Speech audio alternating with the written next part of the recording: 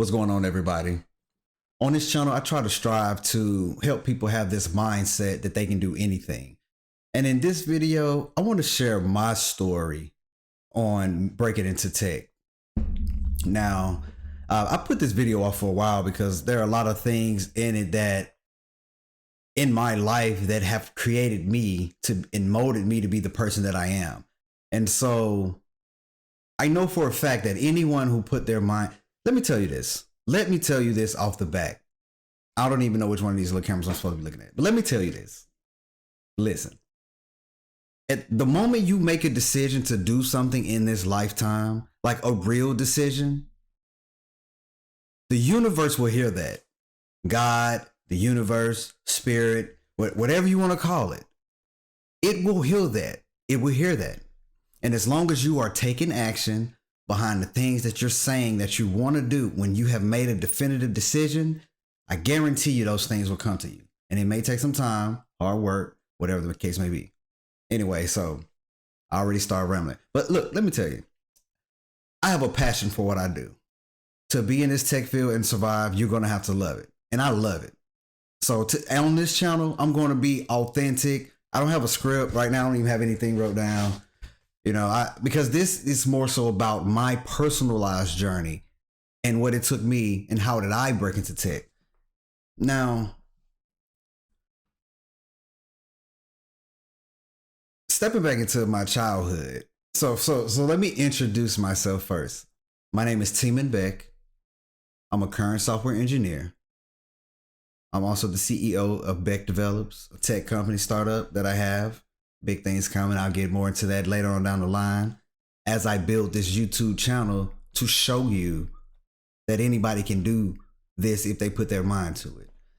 But anyway, so as a kid, up until the age of 8, I was in foster care. Well, I was in foster care until 18, whatever. But until the age of 8, I probably moved more houses than most grown people do in their entire lives. From home to home to home to home to home. It happens. People use that as an excuse to fuel their inadequacies in life, to play the victim and not strive to become anything or do whatever because you've been raised in the system. I'm a prime example that if you actually want to do anything, you can.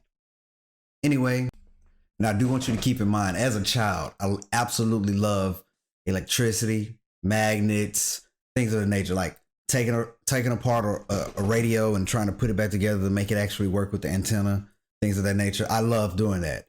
So I'm just throwing that in there as far as my background. But anyway, so at the age of 8, 3rd grade, go to school, etc., etc. 6th grade, I went to a school called Ephesus Academy. It's in Birmingham. I'm from Birmingham, Alabama. Hopefully that's none of my security questions anywhere. I don't think it is because that's too simple. But anyway, Ephesus Academy. The amount of science and math that I learned in the 6th grade was so far ahead that it carried me into my 8th grade year of school. So now my background, I already love math and science because those are my subjects. Like I breathe that. Anyway, I go to middle school. I started playing a game called Neopets. I don't know how old a lot of you guys are who are watching me, but Neopets at the time was one of the biggest websites as far as a virtual pet that a person could have. And I played it, and I had friends at school who played it, and I played all their accounts and all of that. Wrote little Visual Basic programs trying to script things. Once they actually froze my account for not cheating, I figured I might as well learn the program now. But anyway, played World of Warcraft in 2004. That game came out. In 2004, my life changed. In 2004, November 2004, World of Warcraft came out. And I thought at that time, I was going to be the world's greatest game developer. Because at that time, the amount of information and data that this game processed, when I just went from a dial-up connection to being connected to a hardwired DSL connection, and you having a 40-man multiplayer raid, it was amazing. And it sparked the interest in me that has been there forever. And so ever since high school, I've dabbled in C++ and Visual Basics and doing little things here and there. So I've always had that passion. Fast forward, I graduated high school. I began college as an electrical engineer major. Had all kinds of academic scholarships, et cetera, et cetera, et cetera. Now, this is all while not using and victimizing myself from being in foster care, trying to play the victim, the system, to say that, oh, I don't deserve this or I don't deserve that. It does not matter your background. It does not matter your background. I'm from Birmingham. I'm from West End, Birmingham, Alabama. If you know West End, when you hear West End, you know, okay, that's where I'm from, you know? So I'm telling you, it does not matter your background. When you put your mind to anything, it doesn't even have to be in the tech field. Anything, I guarantee you, if you put application behind it, you will make progress toward that goal. But anyway, moving along a little forward, I did not finish school. I ended up going to the Navy at the age of 25 as an electrician / electrical engineer. In the Navy, it's an EM, but you have a job description that covers the wide spectrum of electrical activity. From there, I changed my major to computer science because as I'm in the military and they're using me for all of my resources, I'm also using the military. The military was paying for school while I'm in the military, so I figured, why not take 1 or 2 classes at a time? So here is a situation to where I'm doing my duty obligation to serve my country. It is what it is. At the same time, knowing in the long term, I can use these benefits that I acquire to the best of my ability. So that's another thing. I'll make a whole nother video about military and how to prep for transitioning to the outside world, especially if you're trying to break into tech. It'll be a card in one of these. I don't know. You know how they do that. One of these. But anyway, changed my major to computer science. Started taking online classes. Tried to take Calculus 2 underway on a ship with no internet. Was the hardest thing that you could ever try to do. But I made it through somehow. Shout out to Chief. Anyway, got out the military in 21 and was still in school full time. But at this time I had 100 credits. So now, knowing that I have the majority of my computer science classes out the way, I started applying to jobs. Because I feel like I know enough. No, you don't. No. No, you don't. At all. So anyway, applying to jobs, end up finding out about a program called VetTech, which is another military specific program. I'll also have another video or card about that because VetTech, I started school the fall of 21. I did that fall semester and I was going to take the spring semester, but as I was applying for jobs, I found out about VetTech and ended up going to Full Stack Academy.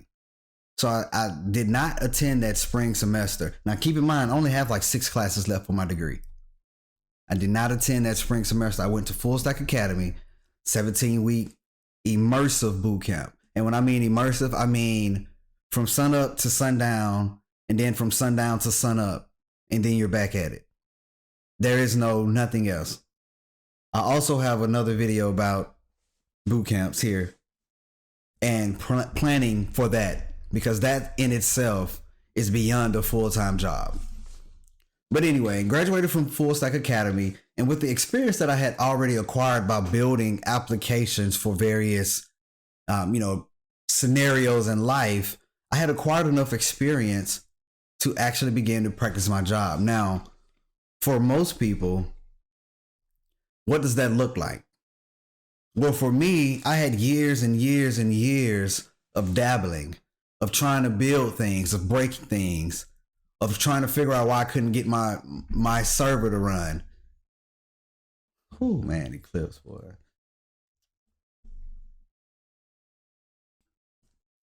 But for most of you, you all will be in a position to where you're just stepping into this area.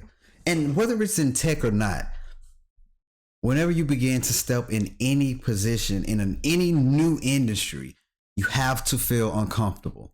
If you're not feeling uncomfortable, you will not grow. Okay? That is in itself. And then you have to also set real expectations. Real expectations. Your brain is fueled by dopamine. And when you set expectations to think you're going to get a job making all this money and then you don't right out the back, you go into a steep, deep depression because of the dopamine deficiency that you did not achieve from reaching that. You know, and that's a real thing. I'm not going to get into the neuroscience and all that, but because I'm not a qualified scientist, but I do read and I do study. Anyway, so those are just a couple of tips I want to throw out there real quick. But ultimately, my path was from the military, utilizing vet tech, attending Full Stack Academy, graduating their boot camp. And even though they said don't apply until you graduate, I was already applying because I was already building projects.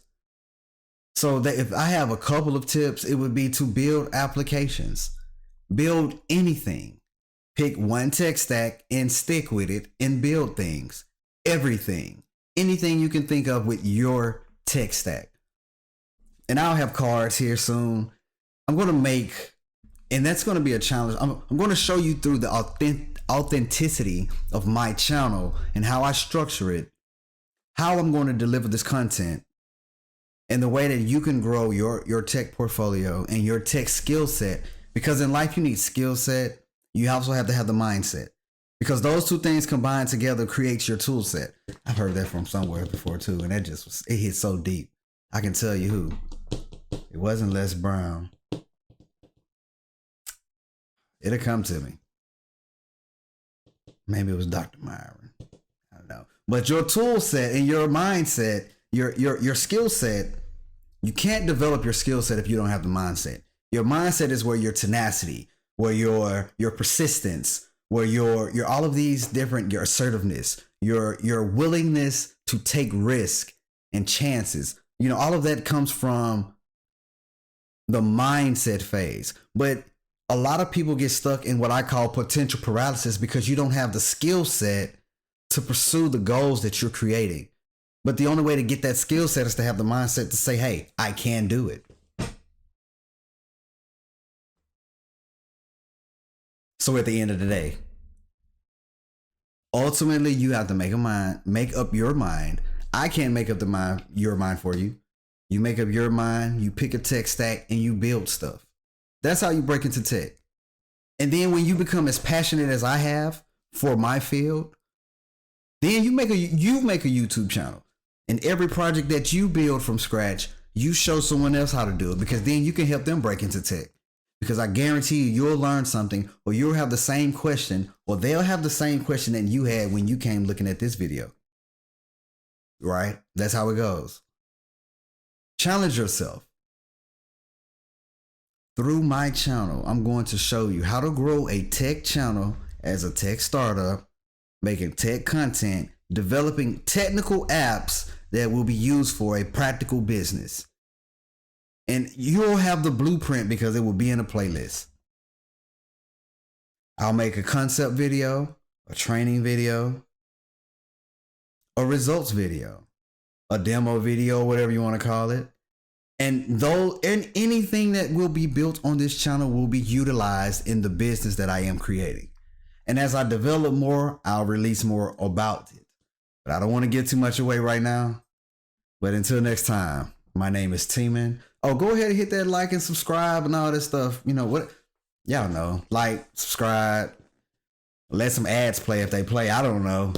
But ultimately, if you believe, you can achieve. Believe that.